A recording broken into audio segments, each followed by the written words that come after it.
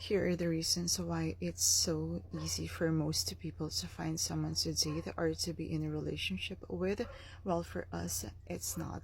Number one is that their personalities are easy to match and that their criteria is not that hard to meet. For most people, especially for men, it's okay to date someone who got a room temperature IQ. They don't need stimulating conversations. They don't need someone who can talk about anything and everything under the sun. They don't mind if someone isn't well read or doesn't read books. As long as they look okay or they look normal, like, or they're fuckable, it's fine with them. Number two, people who are rarely single are the ones who got the lowest self-esteem. Because the lower the self-esteem, the higher the tolerance for bullshit and mediocrity. And the dating pool is full of mediocrity and red flags. That's why it's so easy for them to find someone. They don't mind if someone got a history of substance abuse and incarceration. And for us who values our peace more than anything else, it's a big no-no for us. We are allergic to high cortisol relationships. Now, we're not trying to judge anyone here.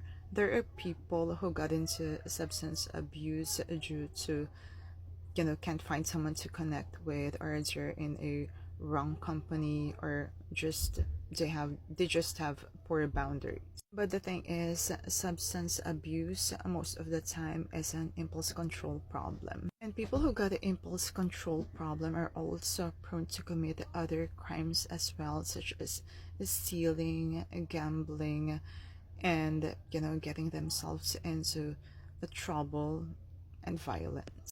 It's a high risk for us. As for incarceration, I know that there are people who only got incarcerated because they're at the wrong place and the wrong time. But still, a substance abuse and incarceration history is not something to be taken lightly. Another reason why most people are rarely single is due to fear of abandonment. People who got a fear of abandonment will see signs of loose screws that us normal people will ghost and block, and they will still date them. People who got a fear of abandonment wouldn't mind dating someone who got lots of trauma and baggage. We know how hard it is to date someone who got lots of trauma and baggage.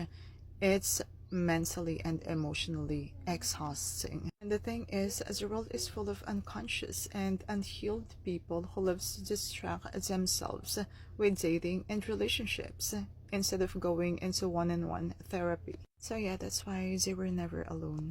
Instead of focusing on their healing journey so that they don't snap at their current partner for the most ridiculous reason, or repeat the same toxic pattern, their hyper-focus on their fetish, which is a cream. And as someone who've been in a relationship with someone who got lots of issues and unresolved trauma and baggage, like, it's really, really exhausting. I think most of them are just dating to get a free therapist. It's so hard to date. The dating pool is full of traumatized people. You thought they're perfectly fine when you're just dating them, and then one day they will just turn into an alcoholic for things that have happened to them in the past.